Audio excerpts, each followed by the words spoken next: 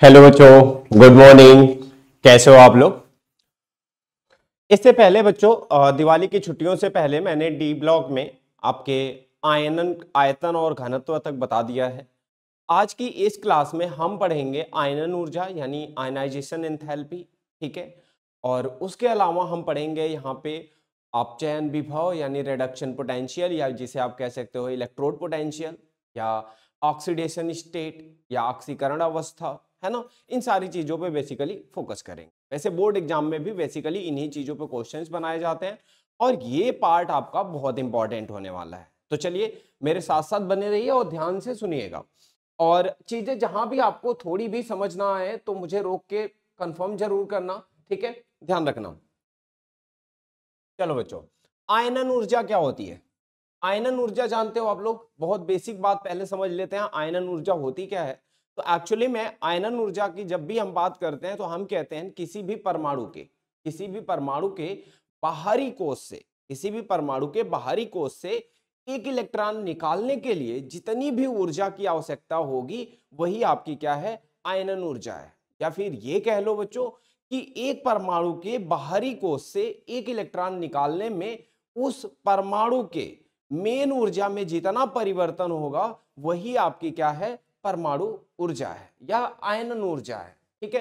ध्यान रखना, तो इसी आयनन ऊर्जा की बात हो रही है। अब यहाँ पे बात हो रही है डी ब्लॉक में कि ये आयनन ऊर्जा डी ब्लॉक में आपके पीरियड यानी आवर्त में और आपके श्रेणी यानी श्रृंखला में कैसे कैसे ये क्या करती है, चेंज होती है।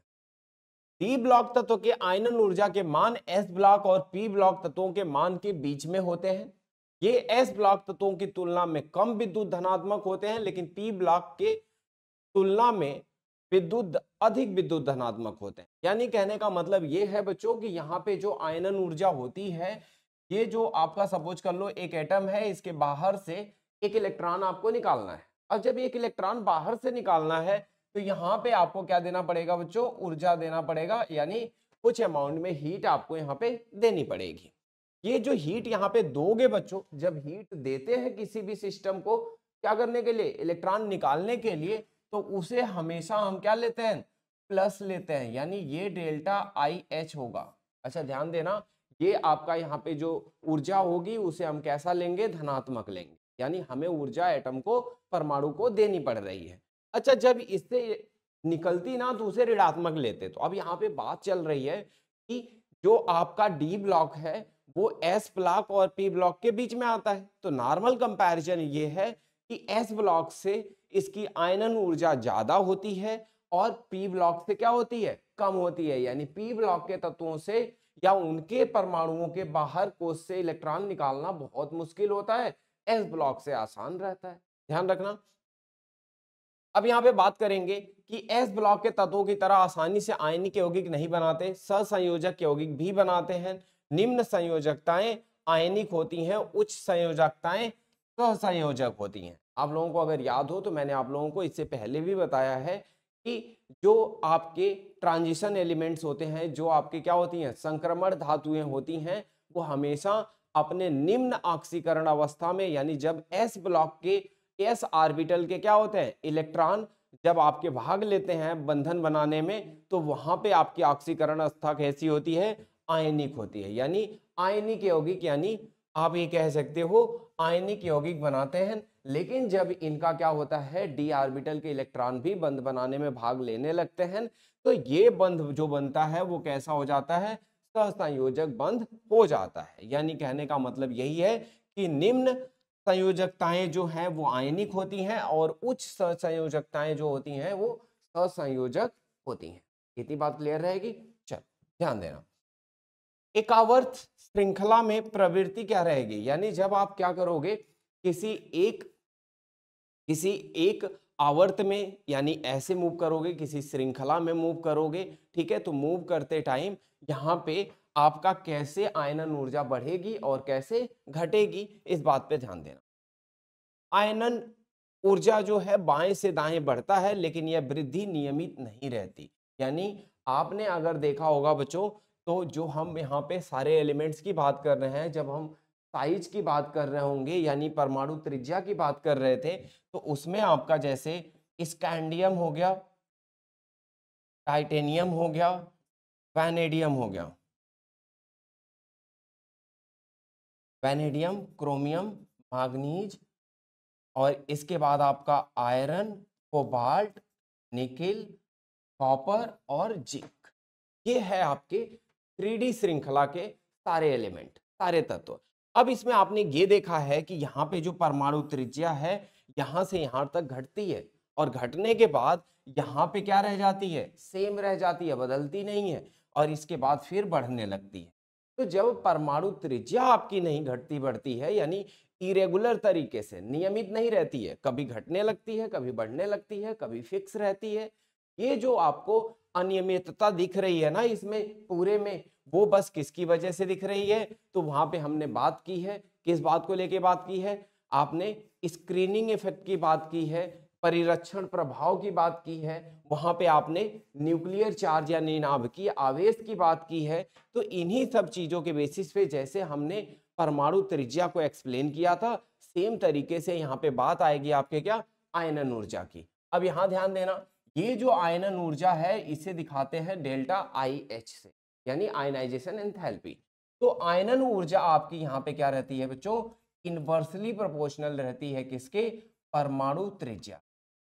क्या रहती है बच्चों, परमाणु त्रिज्या के क्या होती है, इनवर्सली प्रोपोर्शनल होती है। अब इनवर्सली प्रोपोर्शनल होती है यानी कहने का मतलब है व्युत्क्रमानुपाती होती है। तो इसका एग्जैक्ट मतलब यही है कि भाई आयनन ऊर्जा आपकी क्या होगी, ज्यादा होगी अगर परमाणु त्रिज्या कम होगी, यानी आपके परमाणु की साइज छोटी होगी तो उसके लिए आयनन ऊर्जा ज्यादा होगी, और अगर परमाणु की साइज बड़ी हुई तो आयनन ऊर्जा क्या होगी, कम होगी। इसका मतलब अब यहाँ पे बहुत आसानी से हम ट्रेंड समझ सकते हैं। क्या समझ सकते हैं कि पहले आपकी परमाणु त्रिज्या घटती है, इसका मतलब आयनन ऊर्जा बढ़ेगी, फिर आपकी परमाणु त्रिज्या क्या रहती है, स्थिर रहती है। यहाँ पे आयनन ऊर्जा क्या होगी, फिर से बढ़ेगी, लेकिन यहाँ पे जब आपकी क्या होती है, साइज बढ़ती है, तो यहाँ पे आयनन ऊर्जा आपकी क्या रहेगी बच्चों, कम होने लगेगी। तो ध्यान रहे, जैसे जैसे आपके श्रृंखला में परमाणु त्रिज्या में क्या हो रहा है, परिवर्तन हो रहा है, उसी के उल्टा परिवर्तन क्या होगा, आपके आयनन ऊर्जा का होगा। इतनी बात ध्यान रखना। अब आगे ध्यान देना, कह रहा है यहाँ पे कारण क्या है, यानी आयनन ऊर्जा अगर आपकी क्या हो रही है, बाएं से दाएं जाने पे बढ़ती है लेकिन नियमित नहीं होती, तो बढ़ते हुए नाभिकीय आवेश को आंशिक रूप से जोड़े गए N-1D और Ns इलेक्ट्रॉनों के परिरक्षण प्रभाव द्वारा उदासीन कर दिया जाता है। जैसा कि मैंने आप लोगों को परमाणु त्रिज्या वाले टॉपिक में अच्छे से समझाया है कि जब इलेक्ट्रॉन आपके डी उपकोष में भरने लगते हैं तो डी उपकोष का जो परिरक्षण प्रभाव होता है वो बहुत कम होता है, यानी न्यूक्लियस को वो क्या कर पाता है, सील्ड नहीं कर पाता, स्क्रीन नहीं कर पाता है, जिसकी वजह से Ns इलेक्ट्रॉन पे उसका प्रभाव पड़ता है, और Ns इलेक्ट्रॉन पे जब प्रभाव पड़ता है तो आपका इलेक्ट्रॉन अंदर की तरफ आने लगता है, जिसकी वजह से उसकी परमाणु त्रिज्या क्या होने लगती है, छोटी होने लगती है। यानी इतनी बात बहुत आसानी से समझना कि जब परमाणु के अंदर इलेक्ट्रॉन बहुत ज्यादा फोर्स क्या करे, एक्सपीरियंस करने लगे, बहुत ज्यादा फोर्स क्या करे, अनुभव करे, उस केस में आयनन ऊर्जा आपकी क्या होगी, बढ़ती रहेगी। ठीक है, अब यहाँ पे बात कर लेते हैं जिंक की। कह रहे जिंक की आयनन ऊर्जा काफी अधिक होती है क्योंकि पूर्ण रूप से भरे हुए 3D स्तर की अतिरिक्त स्थिरता होती है। बच्चों यहाँ पे बिल्कुल अगर आपसे बात की जाए कि भाई जिंक की आयनन ऊर्जा सबसे ज्यादा है, तो जब आप इसकी क्या करोगे, इलेक्ट्रॉनिक कॉन्फ़िगरेशन यानी इलेक्ट्रॉनिक विन्यास करोगे, तो विन्यास में आपको मिलेगा कि यहाँ पे D में 10 इलेक्ट्रॉन है और S में 2 इलेक्ट्रॉन। ये फुली फिल्ड वाला है, यानी पूरी तरह से भरा हुआ आपका क्या है, कॉन्फ़िगरेशन है, इलेक्ट्रॉनिक विन्यास है, पूरा ऑर्बिटल भरा हुआ है। तो इसको एक एक्स्ट्रा स्टेबिलिटी मिल जाती है, एक एक्स्ट्रा अस्थायित्व मिल जाता है, यानी बहुत ज्यादा अस्थायी हो जाता है। इस वजह से यहां से इलेक्ट्रॉन निकालना बहुत मुश्किल हो। ठीक है, इसलिए इसके लिए आयनन ऊर्जा क्या होती है, बहुत ज्यादा होती है। आयनन ऊर्जा में मामूली उतार चढ़ाव मुख्य रूप से परमाणु त्रिज्या में मामूली परिवर्तन के कारण होता है, यानी बहुत कम आपका परिवर्तन होता है यहाँ पे आयनन ऊर्जा में, और वो बस इसी वजह से क्योंकि परमाणु त्रिज्या में यहाँ पे क्या हो रहा है, कोई खास परिवर्तन देखने को नहीं मिल रहा। क्रमिक आयनन ऊर्जाएं क्या हैं? दूसरी और तीसरी आयनन ऊर्जाएं भी आमतौर पर एक श्रृंखला में बढ़ती हैं, लेकिन कुछ अपवाद होते हैं। यानी कहने का मतलब ये है बच्चों, आप समझना ध्यान से, किसी एक इलेक्ट्रॉन से जब आप पहला इलेक्ट्रॉन निकालोगे तो वहां पे जो ऊर्जा लगेगी वो पहली आयनन ऊर्जा हो जाएगी। एक इलेक्ट्रॉन निकालने में जो ऊर्जा लगेगी वो पहली आयनन ऊर्जा हो जाएगी। जब हम दूसरा इलेक्ट्रॉन इसी में से निकालने जाएंगे तो दूसरे इलेक्ट्रॉन को निकालने के लिए जो भी ऊर्जा लगेगी वो आपकी क्या हो जाएगी, दूसरी आयनन ऊर्जा हो जाएगी। हमेशा दूसरी आयनन ऊर्जा जो होती है वो पहली आयनन ऊर्जा से क्या होती है, ज्यादा होती है। हमेशा दूसरी आयनन ऊर्जा पहली आयनन ऊर्जा से क्या होती है बच्चों, ज्यादा होती है। अब यहाँ पे जो बात चल रही है वो ये कि एक श्रृंखला में आपके पहली आयनन ऊर्जा भी आपकी क्या होती है, बढ़ती है, और दूसरी आयनन ऊर्जा भी आपकी क्या है, बढ़ती है। यानी लेकिन कुछ अपवादों के साथ, कुछ अपवादों में बच्चों, जैसे मैंगनीज की तीसरी आयनन ऊर्जा बहुत अधिक होती है क्योंकि इलेक्ट्रॉन Mn2+ के स्थिर अर्ध भरे हुए विन्यास से हटाया जाता है। यहाँ पे अगर आपसे कहा जाएगा बच्चों क्या, कि भाई मैंगनीज का जो मैंगनीज है इसकी कॉन्फ़िगरेशन क्या होती है, 3d5 4s2 होती है। क्या होती है बच्चों, 3d5 4s2। अब आप ये देख रहे हो कि ये अर्ध भरा हुआ है, और हमेशा अर्ध भरा हुआ और पूरा भरा हुआ जो ऑर्बिटल होता है या कॉन्फ़िगरेशन या इलेक्ट्रॉनिक विन्यास होता है किसी भी तत्व का, वो बहुत ही अस्थायी होता है। ठीक है, यानी वहां से इलेक्ट्रॉन निकालना बहुत ही मुश्किल काम है। तो ध्यान रहे कि मैंगनीज से जब हम क्या करते हैं, इलेक्ट्रॉन निकालते हैं, पहला और दूसरा इलेक्ट्रॉन निकालना तो आसान है। यानी एक इलेक्ट्रॉन और दो इलेक्ट्रॉन निकाल सकते हैं। यानी दो इलेक्ट्रॉन निकालने के बाद ये बन जाएगा Mn2+। क्या बन जाएगा बच्चों, ये बन जाएगा Mn2+। मतलब इसके 3D में बचेंगे केवल 5 इलेक्ट्रॉन, हर एक ऑर्बिटल में एक एक इलेक्ट्रॉन। जब ये अर्ध भरा हुआ हो जाएगा तो तीसरा इलेक्ट्रॉन निकालना यहाँ पे बहुत मुश्किल है। क्यों, क्योंकि इसकी स्टेबल 3d5 कॉन्फ़िगरेशन की वजह, यही बात बताना। ठीक है, और इसकी वजह से जो आपका क्या होगा, आयनन ऊर्जा की आवश्यकता होगी वो बहुत ज्यादा हो जाएगी। ठीक है, यहाँ पे बच्चों बात हो रही है तांबा, कॉपर और क्रोमियम, इनकी दूसरी आयनन ऊर्जा पड़ोसी तत्वों की तुलना में पर्याप्त रूप से अधिक होती है। यहाँ पे क्या है बच्चों, यहाँ पे कॉपर की भी अगर आप बात करोगे तो कॉपर का जो क्या होता है, इलेक्ट्रॉनिक विन्यास होता है, वो ध्यान से समझना। कॉपर का इलेक्ट्रॉनिक विन्यास होता है 3d10 4s1। यानी पहला इलेक्ट्रॉन निकालोगे तब तक तो सब कुछ ठीक है, पहले इलेक्ट्रॉन को निकालोगे तो 4s में से एक इलेक्ट्रॉन निकल जाएगा, लेकिन इसके बाद जो बन जाएगा वो 3d10 बन जाएगा। अब ये पूरा भरा हुआ है, इसमें से अगला इलेक्ट्रॉन निकालना आपके लिए बहुत मुश्किल हो जाएगा क्योंकि ये फुली फिल्ड होगा। ठीक है, पूरी तरह से भरा हुआ ऑर्बिटल होगा, इसलिए इसकी जो दूसरी आयनाइजेशन एनर्जी होगी या आयनन ऊर्जा होगी वो बहुत ज्यादा होगी। सेम तरीके से बच्चों यहाँ पे क्रोमियम प्लस का है। क्रोमियम का जब आप कॉन्फ़िगरेशन करोगे तो ये आता है आपका 3d5 4s1। यानी पहला इलेक्ट्रॉन निकालोगे तो कोई दिक्कत नहीं आएगी। यहाँ पे पहले इलेक्ट्रॉन निकालने में तो बहुत आसान काम है, लेकिन दूसरा इलेक्ट्रॉन के लिए अर्ध भरा हुआ हो जाएगा और फिर वहां से इलेक्ट्रॉन निकालना आपका क्या होगा, बहुत मुश्किल। तो ये बात ध्यान रखना कि क्रोमियम का क्या दूसरी आयनन ऊर्जा और कॉपर की दूसरी आयनन ऊर्जा क्या होती है, पहले वाले के कंपेयर में बहुत ज्यादा होती है। और ऐसा इस वजह से क्योंकि इनका अर्ध भरा हुआ डी ऑर्बिटल होता है, यानी अर्ध भरा हुआ डी उपकोष की वजह से। क्लियर है इतनी बात, कोई दिक्कत तो नहीं किसी को।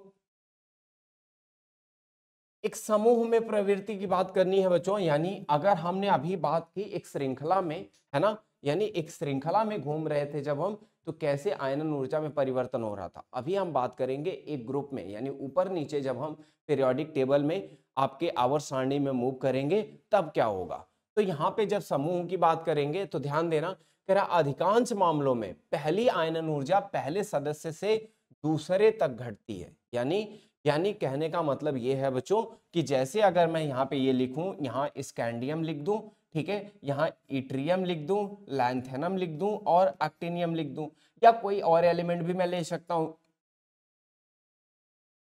जैसे यहाँ पे मैं ले सकता हूं आपका क्या, manganese, technetium, rhenium, BH, bohrium, ऐसे कोई भी एलिमेंट ले सकता हूं। तो जब डाउन द ग्रुप आप जाते हो बच्चों, नीचे की तरफ जब आप मूव करते हो तो आयनन ऊर्जा क्या होनी चाहिए बच्चों, कम होनी चाहिए।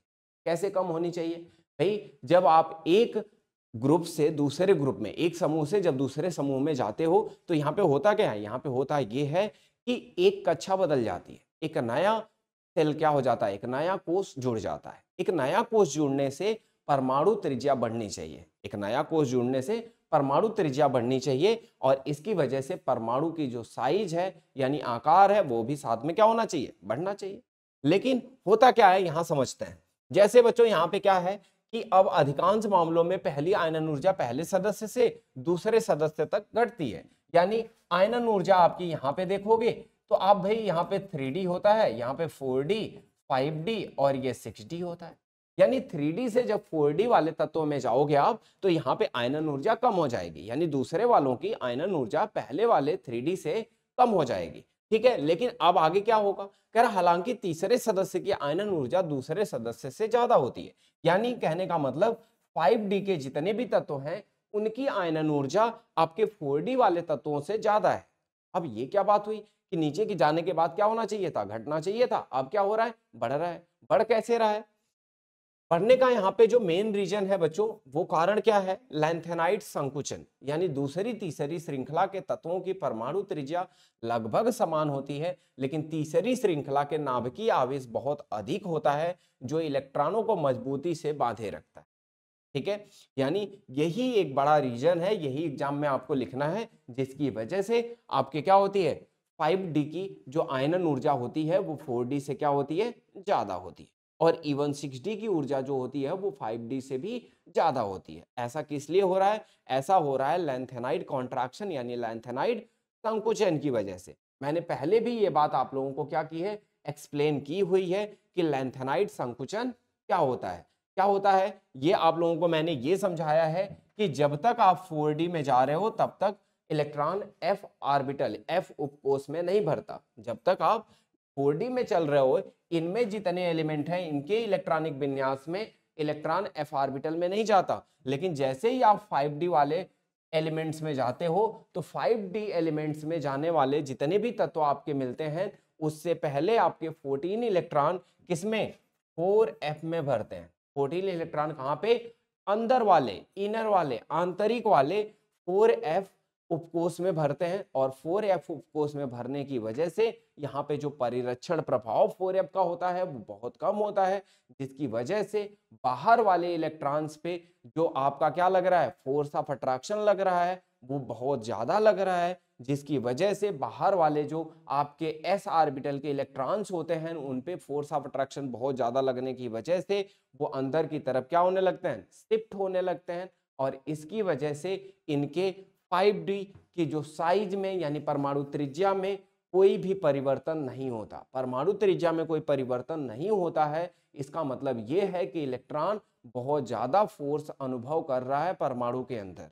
ठीक है, और परमाणु के अंदर जब फोर्स बहुत ज्यादा अनुभव कर रहा है यानी नाभिकीय आवेश बहुत ज्यादा बढ़ा हुआ है तो आयनन ऊर्जा भी उसकी क्या होगी, बहुत तेजी से बढ़ती जाएगी। और यही रीजन है आपका कि 5D के जितने भी तत्व हैं उनकी आयनन ऊर्जा 4D वालों से ज्यादा है।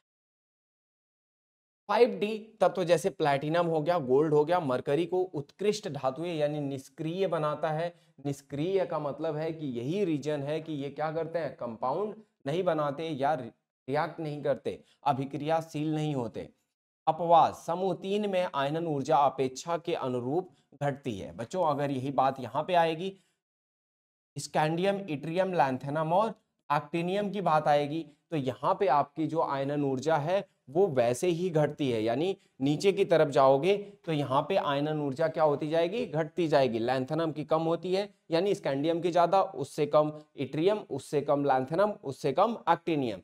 यहाँ पे ऐसा इसलिए हो रहा है क्योंकि यहाँ पे कोई भी 4f में इलेक्ट्रॉन नहीं होता है। ठीक है, तो ग्रुप 3 जो है, समूह 3 है, उसके एलिमेंट्स में ऐसा कुछ भी देखने को आपको नहीं मिलेगा। ये बात समूह 3 के बाद अप्लाई होती है, ये बातें अपने दिमाग में रखना क्वेश्चन करते टाइम।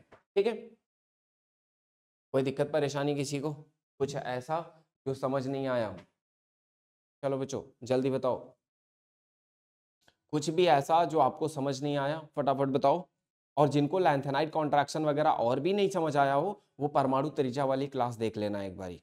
ठीक है, जल्दी बताओ बच्चों, क्लियर है सबको?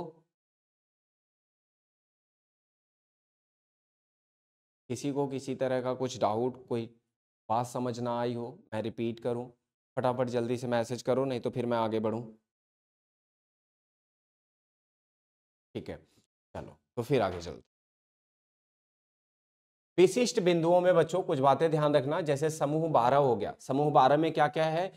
समूह 12 में आपका जिंक, कैडमियम और मरकरी होता है। क्या क्या होता है? जिंक, कैडमियम और मरकरी होता है। जिंक, कैडमियम और मरकरी की बात करेंगे बच्चों यहाँ पे, तो यहाँ पे आप ध्यान रखोगे कि यहाँ पे जो आपका क्या होता है, N-1D उपकोष होता है, ये पूरा भरा होता है, और यहाँ पे जो N होता है इसमें 2 यानी ये फुली फिल्ड वाला केस है, यानी यहाँ पे आपके उपकोष पूरी तरह से भरे हुए होते हैं। ठीक है, तो यहाँ पे तत्वों की जो पहली आयनिक आयनन ऊर्जा उनकी श्रेणी में सबसे अधिक होती है, क्योंकि इनके भरे हुए N-1D और NS ऑर्बिटल की स्थिरता के कारण। यानी 3D सीरीज में सारे तत्व कंपेयर करोगे, 10 होते हैं वैसे, और ऐसे ही 4D के सारे कंपेयर करोगे, 5D के सारे कंपेयर करोगे, 6D के सारे कंपेयर करोगे, तो अपने अपने श्रृंखला में जिंक सबसे ज्यादा आयनन ऊर्जा रखता है, इसके बाद कैडमियम और मरकरी। यानी कहने का मतलब है इनकी आयनन ऊर्जाएं भाई अपने अपने श्रृंखला में सबसे ज्यादा होती हैं, और उसका एक ही मात्र कारण है, और वो है इनका डी उपकोष का पूरी तरह से भरा होना, यानी पूरी तरह से, यानी इलेक्ट्रॉनिक कॉन्फ़िगरेशन यानी इलेक्ट्रॉनिक विन्यास पूरा वाला है। ठीक है, कॉपर और क्रोमियम की दूसरी आयनन ऊर्जा उनकी स्थिर विन्यास यानी कॉपर +1 और क्रोमियम +1 यानी 3D5 यानी अर्ध भरे हुए डी उपकोष की वजह से होती है। ये भी मैंने आपको अभी एक्सप्लेन किया है, तो ये बातें ध्यान रखना। अब यहाँ पे बच्चों बात करनी है हमें मानक अपचयन विभव की। मानक अपचयन विभव का मतलब है बच्चों स्टैंडर्ड रिडक्शन पोटेंशियल। आप लोगों ने इलेक्ट्रोकेमिस्ट्री में ये सब बातें पढ़ी होगी, नहीं पढ़ी है तो ये सब चीजें चेक जरूर कर लेना बच्चों। ये सब चीजें छोटी छोटी बातें आपको परेशान करती रहती है। जिन लोगों ने नहीं किया है, सारी क्लासेज यूट्यूब पे पड़ी हुई हैं, वहां से आप एक एक करके सारा पीछे का कवर भी करते चलो। मैंने फिजिकल का पूरा पोर्शन वहां पे कवर कर दिया है। ठीक है, तो ध्यान रहे मानक अपचयन विभव की अगर हम बात कर रहे हैं बच्चों, यानी हम बात कर रहे हैं रिडक्शन पोटेंशियल। और जब हम बात कर रहे हैं रिडक्शन पोटेंशियल की, तो ध्यान रहे अपचयन विभव की क्या बात है यहाँ पे, तो कह रहा है विलयन में स्थिरता को प्रभावित करने वाले कारक। अब भाई बात यहाँ पे चल रही है विलयन की। अभी तक जो हम बात कर रहे थे, ऑक्सीकरण अवस्थाओं की बात कर रहे थे, वो सब क्या होता है, गैसियस स्टेट में बात होती है, यानी गैस अवस्था की बात होती है। जब भी आप इलेक्ट्रॉन निकालने या देने की बात करते हो किसी भी परमाणु की, तो ध्यान रखना वो हमेशा गैसियस अवस्था में बात चलती है। ठीक है, कोई भी आपका तत्व, कोई भी आपका परमाणु हमेशा इलेक्ट्रॉन चाहे वो क्या करे, ग्रहण करे, चाहे वो त्याग करे उसका, वो हमेशा किस स्टेट में करता है, किस अवस्था में करता है, गैसियस अवस्था में करता है। ठीक है, तो जब गैसियस अवस्था में करता है, लेकिन यहाँ पे जो हम बात कर रहे हैं सब कुछ, वो हम विलयन में बात कर रहे हैं, यानी एक्वस सॉल्यूशन की बात कर रहे हैं, एक्वस स्टेट की बात कर रहे हैं। और जब बच्चों हम एक्वस स्टेट की बात करेंगे, तो हम वहीं पे बात करेंगे हाइड्रेशन एंथैल्पी की। हम क्या बात करेंगे बच्चों, हाइड्रेशन एंथैल्पी की बात करेंगे, यानी जल योजन एंथैल्पी या जल योजन ऊर्जा की बात करेंगे। कहने का मतलब ये हुआ बच्चों, आपको भी पता होगा कोई भी गर्म चीज अगर पानी में डालते हो तो बहुत तेज से क्या होती है, ऊर्जा यानी ऊष्मा क्या होती है, निकलती है।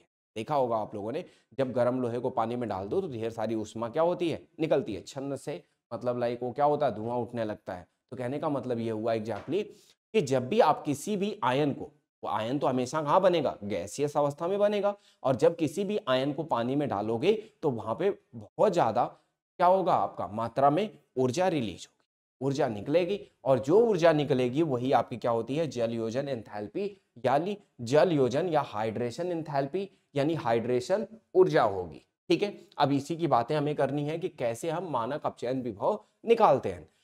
तो बात यहां पे चल रही है स्थिरता इलेक्ट्रोड विभव पर निर्भर करती है, यानी एक्वस सॉल्यूशन में, एक्वस सॉल्यूशन में, यानी कहने का मतलब है बच्चों कि विलयन में आपके जो भी आयन होंगे उनकी जो स्थिरता होगी वो केवल और केवल किस पे निर्भर करती है बच्चों, इलेक्ट्रोड विभव पे निर्भर करती है, इलेक्ट्रोड पोटेंशियल पे निर्भर करती है। तो कैसे कंपेयर करेंगे, इलेक्ट्रोड विभव 3 बातों पे निर्भर करता है, यानी किसी भी धातु की, किसी भी तत्व की जो ऑक्सीकरण अवस्था है बच्चों, वो किस पे निर्भर कर रही है, इलेक्ट्रोड विभव पे। और इलेक्ट्रोड विभव 3 बातों पे निर्भर करता है।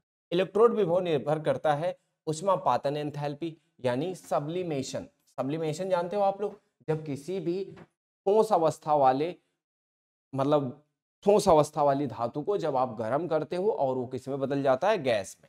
यानी कहने का मतलब ये है कि जैसे सपोज करो ये आपका क्या हो गया, धातु हो गई, इसे आपने क्या कर दिया, गर्म कर दिया। इसे क्या कर दिया बच्चों, गर्म कर दिया। तो गर्म करके ये किस में बदल जाएगा, ये बदल गया आपका किस में, गैस में। और जब ये गैस में बदलता है तो यहाँ पे जितनी भी उष्मा की जरूरत पड़ती है वो आपकी क्या होती है, सब्लिमेशन होती है। सब्लिमेशन एनर्जी बोलते हैं या फिर इसको उष्मापातन एंथैल्पी बोलते हैं। और अगली बात होती है जो आयनन की। तो बच्चों जब हमें इस धातु को आयनाइज करना होगा यानी आयन में बदलना होगा, इलेक्ट्रॉन इससे निकालना होगा, तो सपोज करो हमने यहाँ पे इलेक्ट्रॉन निकाल दिया। इलेक्ट्रॉन निकालने में जो ऊर्जा लगती है बच्चों वो होती है आपकी आयनन ऊर्जा, जो कि अभी आपने पढ़ा। इसके बाद आपकी बच्चों जल योजन एंथैल्पी होती है। जैसा कि मैंने बताया कि जब किसी भी आयन को आप पानी में डालते हो तो यहाँ पे क्या होती है, उष्मा निकलती है। और ये जो उष्मा निकलेगी बच्चों, अब ये आपका बन जाएगा क्या, एक्वस बन जाएगा। ये जो उष्मा निकलेगी ये आपकी जल योजन एंथैल्पी है। यानी जल योजन एंथैल्पी का मतलब है बच्चों हाइड्रेशन एंथैल्पी। और ये जो हाइड्रेशन एंथैल्पी हो जाएगी, यानी कहने का मतलब ये हुआ भाई कि एक धातु से इलेक्ट्रॉन निकाल के उसे एक्वस कंडीशन में बदलने तक 3 तरह के उष्मा परिवर्तन देखने को मिलते हैं। क्या क्या मिलता है, सब्लिमेशन, आयनाइजेशन और हाइड्रेशन। ये 3 बातें मिलती हैं बच्चों। इन्हीं 3 बातों को दिमाग में रखते हुए हमें आइडिया लगाना है कि किसी भी धातु का जो अपचयन विभव होगा वो कितना होगा और कैसा होगा, धनात्मक होगा या ऋणात्मक होगा। और ऋणात्मक होगा तो कितना ऋणात्मक, और धनात्मक होगा तो कितना धनात्मक। आप लोगों को वैसे पता है कि ये जो अपचयन विभव है ये बेसिकली एक तरह से बच्चों इंटरेस्ट बताता है।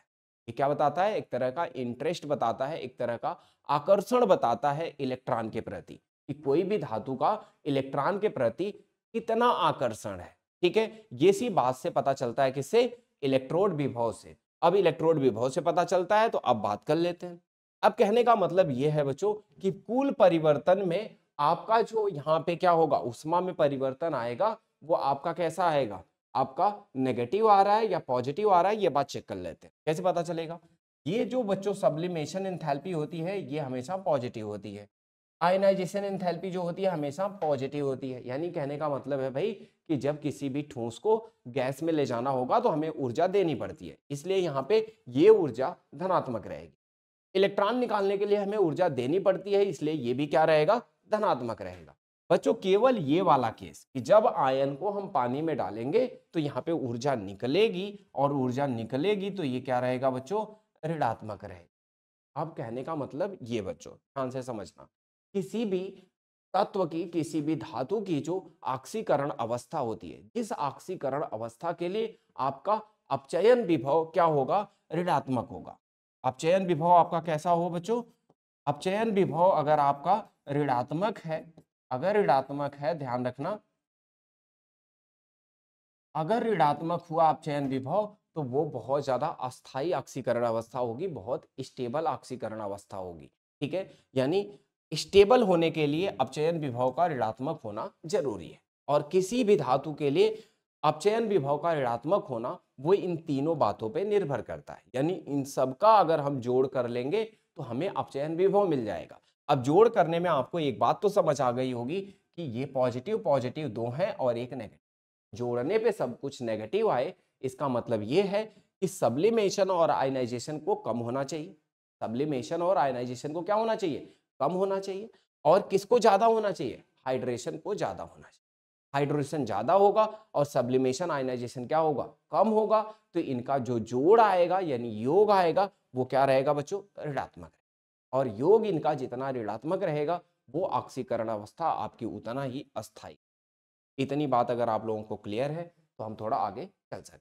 क्लियर है ना बच्चों, अब ध्यान देना, यहाँ पे जो बात चल रही है डेल्टा एच टी यानी एक छोटा, यानी रिडक्शन पोटेंशियल की अगर यहाँ पे हम बात कर रहे हैं, एक छोटा कम ऋणात्मक अधिक धनात्मक मान जलीय विलयन में उस ऑक्सीकरण अवस्था की अधिक स्थिरता को दर्शाता है। यानी अगर आप यहाँ अपचयन विभव की बात कर रहे हो बच्चों, तो यहाँ पे कम ऋणात्मक या अधिक धनात्मक मान जलीय विलयन में उस ऑक्सीकरण अवस्था की अधिक स्थिरता को दर्शाता है। एक कम या अधिक ऋणात्मक मानक अपचयन विभव एक अधिक स्थिर ऑक्सीकरण अवस्था को इंगित करता है।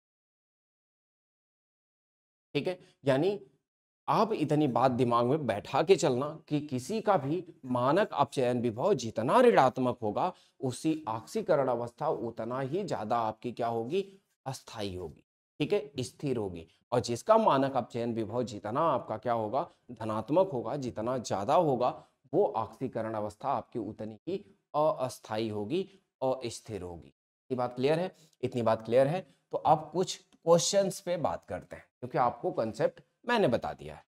अब यहाँ पे बच्चों हमें बात करनी है E2+ से M में, यानी अब आपका M2+ से 2 इलेक्ट्रॉन ग्रहण करके इसे बदलना है किसमें, M में। अब अगर बच्चों M में बदलना है आपको इसको, तो कहने का मतलब ये है कि हमें बस यही बात देखनी है कि ये वाला जो आपका क्या है प्रोसेस है, ये वाला जो आपका क्या है परिवर्तन है, वो कितना तेजी से होता है। यानी M2+ का इलेक्ट्रॉन को लेके क्या आकर्षण है, यानी M2+ से अगर M में जाएगा तो यहाँ पे अपचयन विभव आपका कैसा है। अपचयन विभव ही बता देगा कि आपकी यहाँ पे ऑक्सीकरण अवस्था 2+ जो है वो आपकी स्थिर है या अस्थिर है, यही कंपैरिजन आपका चलेगा। अब देखो, आयनाइजेशन और उष्मापातन ऊर्जाओं में अनियमित मिलनता के कारण यहाँ पे ये वाला मानों में कोई नियमित प्रवृत्ति नहीं होती। आपने क्या देखा है, आपने पहली श्रृंखला 3D में देखा है स्कैंडियम से लेके जिंक तक कि परमाणु त्रिज्या में कोई नियमित परिवर्तन नहीं है। परमाणु त्रिज्या में कोई नियमित परिवर्तन नहीं है तो आयनन ऊर्जा में भी कोई नियमित परिवर्तन नहीं है। आयनन ऊर्जा में जब कोई नियमित परिवर्तन आपको नहीं मिलता, ठीक है, तो कॉपर को छोड़कर सभी तत्वों के E0 यानी मानक अपचयन विभव ऋणात्मक होते हैं, जिसका अर्थ है कि उनके तनु अम्लों से हाइड्रोजन मुक्त करनी चाहिए। यानी बच्चों अगर आप केवल कॉपर देखोगे तो कॉपर का जो आपका क्या है, कॉपर है, केवल इसी का जो यानी Cu2+ से 2 इलेक्ट्रॉन ग्रहण करके और ये बदलता है कॉपर में। यहाँ पे जो आपका मानक अपचयन विभव आता है बच्चों वो 0.34 वोल्ट आता है और ये क्या आता है, धनात्मक आता है। इसके अलावा 3D में जितने भी तत्व हैं सबका मानक अपचयन विभव ऋणात्मक है। और सबका मानक अपचयन विभव ऋणात्मक का मतलब ये बताता है कि उनका ऋणात्मक होना वो आपके अम्लों से हाइड्रोजन गैस को क्या कर सकते हैं बच्चों, हटा सकते हैं, यानी वहां से मुक्त कर सकते हैं। लेकिन कॉपर ही ऐसा नहीं कर सकता और कॉपर ही ऐसा नहीं कर सकता क्योंकि इसका मानक अपचयन विभव क्या होता है, धनात्मक। इसकी यानी इलेक्ट्रॉन को लेके आकर्षण बहुत कम है। व्यवहार में यह अभिक्रिया धीमी होती है। कुछ धातुएं जैसे क्रोमियम एक सुरक्षात्मक ऑक्साइड परत Cr2O3 के कारण अक्रिय होते हैं। अब अगर कभी बच्चों पूछा गया कि क्रोमियम ऐसा क्यों नहीं करता, चलो कॉपर तो नहीं करता, बात समझ आ जाती है, लेकिन क्रोमियम ऐसा क्यों नहीं करता जबकि उसका जो आपका मानक अपचयन विभव है वो तो ऋणात्मक है। तो बताना कि भाई क्रोमियम में ये थोड़ा गड़बड़ हो जाती है। क्या गड़बड़ हो जाती है, क्रोमियम को जैसे ही यहाँ पे हम बात करते हैं तो क्रोमियम पे एक ऑक्साइड की परत आपकी क्या होती है, आ जाती है, और वो परत कौन सी है, Cr2O3 की, जिसकी वजह से ये क्या हो जाता है, अक्रिय हो जाता है। और जब ये अक्रिय हो जाता है तो ये हाइड्रोजन गैस डिस्प्लेस नहीं करता या मुक्त करता। इतनी बात ध्यान रहे, ठीक है। तो आगे देखते हैं। आगे बच्चों ये है कि जो तांबा है H2 मुक्त नहीं करता, केवल ऑक्सीकारक अम्लों यानी HNO3 और H2SO4 के साथ अभिक्रिया करता है। यानी कहने का मतलब HNO3 एक स्ट्रॉन्ग ऑक्सीडाइजिंग एजेंट है, बहुत ही ऑक्सीकारक है, प्रबल ऑक्सीकारक है, और H2SO4 भी प्रबल ऑक्सीकारक है। इसी वजह से ऐसे ही एसिड से ये क्या करता है, केवल रिएक्शन करता है कॉपर। आपके जो नॉर्मल अम्ल होते हैं, एसिड्स होते हैं, उनसे रिएक्शन नहीं करता, और उसके लिए एक ही रीजन है आपका कि इसका मानक अपचयन विभव क्या है, धनात्मक है। श्रृंखला में आगे बढ़ने पर पहली और दूसरी आयनन ऊर्जा में वृद्धि के कारण E0 यानी मान कम ऋणात्मक होते जाते हैं। यानी ऋणात्मक की बात की है मैंने आप लोगों से, मैंने कहा है कि मानक मानक अपचयन विभव जितना ऋणात्मक होगा, आपके +2 ऑक्सीकरण अवस्था उतना स्थिर होगी। लेकिन ये स्थिरता आपकी श्रृंखला में बाएं से दाएं जाने पे क्या होती है, घटने लगती है। और जब बाएं से दाएं जाने पे घटने लगती है, और इसके पीछे मेन वजह यही है कि यहाँ पे आपकी जो आयनन ऊर्जा है, यहाँ पे जो आपकी आयनन ऊर्जा है बाएं से दाएं जाने पे बढ़ती है। और आपको मैंने समझाया है कि आयनन ऊर्जा जो है वो कम होनी चाहिए। आयनन ऊर्जा क्या होनी चाहिए बच्चों, कम होनी चाहिए। सब्लिमेशन क्या होनी चाहिए बच्चों, कम होनी चाहिए। केवल यहाँ पे क्या ज्यादा होनी चाहिए, यहाँ पे ज्यादा होनी चाहिए आपकी हाइड्रेशन, हाइड्रेशन आपकी ज्यादा होनी चाहिए, और ये दोनों ऊर्जाएं आपकी क्या होनी चाहिए, कम होनी चाहिए। और जबकि होता क्या है कि जब आप एक श्रृंखला में बाएं से दाएं मूव करते हो, यानी चलते हो, आगे बढ़ते हो, तो आयनन ऊर्जा बढ़ती है। आयनन ऊर्जा बच्चों बढ़ेगी तो फिर तो आपका जो मानक अपचयन विभव होगा वो कम ऋणात्मक होता जाएगा, और कम ऋणात्मक होता जाएगा तो जो आपकी +2 यानी +2 ऑक्सीकरण अवस्था है वो स्थिर नहीं होगी, यानी उसकी स्थिरता कम होती जाएगी। मैंगनीज, जिंक और निकिल के E0 मान अपेक्षाकृत अधिक ऋणात्मक होते हैं, यानी सब में देखा जाए तो यहाँ पे मैंगनीज, जिंक और निकिल के जो मानक अपचयन विभव हैं यह अपनी पूरी श्रृंखला में ज्यादा, अपेक्षाकृत ज्यादा ऋणात्मक होते हैं। और इसके पीछे जो रीजन है बच्चों वो ये है। ऐसे ही क्वेश्चन आपसे एग्जाम में पूछे जाते हैं, बहुत इंपॉर्टेंट है, ध्यान रखना। क्या कह रहा है यहाँ पे, Mn2+ अर्ध भरा हुआ है। जैसा कि मैंने आपको अभी सिखाया कि Mn की जो कॉन्फ़िगरेशन होती है बच्चों वो 3d5 4s2 होती है। +2 की बात करेंगे तो 2 इलेक्ट्रॉन यहाँ से निकाल देंगे और इसमें बचेगा 3d5। इसका मतलब तो समझ गए हो गया कि अर्ध भरा हुआ ज्यादा अस्थायी होता है। अर्ध भरा हुआ ज्यादा अस्थायी है तो यहाँ से आपका क्या हो जाएगा, डी उपकोष की स्थिरता के कारण यहाँ पे आपका जो E0 की वैल्यू है वो आपका क्या है, ज्यादा ऋणात्मक है। इसी तरह से जिंक में भी बात यही आएगी, पूरी तरह से भरा हुआ। निकिल 2+ के पीछे रीजन बच्चों अलग है। निकिल 2+ में जल योजन ऊर्जा के कारण, क्योंकि निकिल 2+ में आप ध्यान रखना एक बात बहुत अच्छे से याद ही करनी पड़ेगी आपको कि जल योजन ऊर्जा यानी हाइड्रेशन एंथैल्पी बहुत हाई होती है, जिसकी वजह से इसका मानक अपचयन विभव क्या रहता है, ऋणात्मक रहता है। ऊपर वाले में ऑक्सीकरण अवस्था के लिए इलेक्ट्रॉनिक कॉन्फ़िगरेशन, इलेक्ट्रॉनिक विन्यास आप रीजन लिख सकते हो, लेकिन निकिल के लिए जब रीजन लिखना होगा तो आप इलेक्ट्रॉनिक विन्यास कतई मत देना, नहीं तो गलत हो जाएगा। आपको यहाँ पे ये बताना है कि निकिल वाले में जो 2+ ऑक्सीकरण अवस्था की स्टेबिलिटी है वो किससे है बच्चों, हाइड्रेशन एंथैल्पी यानी जल योजन ऊर्जा से है। इसके लिए ये ज्यादा होती है, इस वजह से ये ज्यादा ऋणात्मक होता है और ज्यादा अस्थायी होता है। ऋणात्मक ई मानों के बावजूद उच्च आपकी सब्लिमेशन, उच्च आयनाइजेशन और कम हाइड्रेशन के कारण एस ब्लॉक तत्व जितने मजबूत अपचायक नहीं है। यानी कहने का मतलब ये है बच्चों कि E0 मानों के बावजूद इनकी जो सब्लिमेशन है वो एस ब्लॉक के तत्वों से क्या है, ज्यादा है। इनकी आयनन ऊर्जा एस ब्लॉक तत्वों से ज्यादा है, इनकी हाइड्रेशन एस ब्लॉक तत्वों से कम है, जिसकी वजह से इनका मतलब लाइक एक ये क्या है, एस ब्लॉक तत्वों की तरह मजबूत अपचायक नहीं होते, यानी मजबूत अपचायक नहीं होते ये, ठीक है। यानी ये खुद किसी को क्या कर पाते हैं, अपचयित नहीं कर पाते, ठीक है, ये बात ध्यान रहे। अब यहाँ पे बच्चों हमने 2+ के ऑक्सीकरण अवस्था की स्टेबिलिटी यानी उसकी स्थिरता की बात कर ली है। अब हमें बात करनी है 3+ की स्थिरता, यानी कहने का मतलब ये है बच्चों कि 3+ से अगर एक इलेक्ट्रॉन ग्रहण करके किसमें जाना हो बच्चों, 2+ में जाना हो, यानी ये वाला परिवर्तन, ये वाला परिवर्तन कितना तेज होगा, ये होगा भी या नहीं, बदलेगा भी नहीं, ये सारी बातें हमें केवल किससे पता चलेंगी, मानक अपचयन विभव से पता चलेंगी। अगर मानक अपचयन विभव यहाँ पे बच्चों क्या होता है, ऋणात्मक रहता है, जितना ऋणात्मक रहेगा ये वाला परिवर्तन उतना आसानी से होगा, और जिसका अपचयन विभव यहाँ पे क्या होगा, कम ऋणात्मक रहेगा, यानी यहाँ से यहाँ जाने के लिए वो क्या होगा, अस्थाई नहीं रहेगा, यानी कहने का मतलब होगा नहीं ये परिवर्तन। तो यहाँ देखते हैं स्कैंडियम 3+ से स्कैंडियम 2+ बहुत कम मानक अपचयन विभव रखता है। स्कैंडियम 3+ उत्कृष्ट गैस विन्यास के कारण स्थिर होता है। अगर स्कैंडियम की बच्चों बात कर रहा है तो सबसे पहले कॉन्फ़िगरेशन देख लेते हैं। अगर आप कॉन्फ़िगरेशन देखोगे तो ये होता है 3d1 4s2। अब ये कह रहा है स्कैंडियम 3+, जैसे ही स्कैंडियम 3+ करोगे यहाँ पे 3d में 0 इलेक्ट्रॉन, 4s में 0 इलेक्ट्रॉन, ये तो भाई उत्कृष्ट गैस वाली कॉन्फ़िगरेशन हो जाएगी। अच्छा बच्चों ध्यान देना, हम क्या बात कर रहे थे, हम बात कर रहे थे कि 3d1 4s2 इनमें से जब तीनों इलेक्ट्रॉन निकल जाएंगे तो यहाँ पे बन जाएगा 3d0 और 4s0, यानी ये उत्कृष्ट गैस जैसा आपका क्या हो जाएगा, इलेक्ट्रॉनिक विन्यास हो जाएगा। जब इनके इन उपकोष में कोई इलेक्ट्रॉन ही नहीं होगा तो ये सबसे ज्यादा स्टेबल इनकी क्या रहेगी, कॉन्फ़िगरेशन रहेगी, सबसे अस्थाई कॉन्फ़िगरेशन होगी। जब सबसे अस्थाई कॉन्फ़िगरेशन होगी इसका मतलब है भाई कि इनके लिए आपका क्या होगा, जो अपचयन विभव होगा वो ज्यादा होगा। अच्छा, Mn3+ से Mn2+ की बात कर लें। Mn3+ से Mn2+ की बात करेंगे बच्चों Mn3+ का जो कॉन्फ़िगरेशन होगा वो 4d4 होगा बच्चों। क्या होगा? 3d4 होगा, 3d4 होगा। और जब यहाँ पे बात की जा रही है आपसे +2 में जाने की, तो मतलब एक इलेक्ट्रॉन बढ़ा दो, यानी Mn2+ में जब जाएगा बच्चों तो ये क्या हो जाएगा? 3d5 हो जाएगा। जब एक इलेक्ट्रॉन ये ग्रहण करेगा 3d4 से तो क्या हो जाएगा? 3d5, जो कि इसकी क्या है?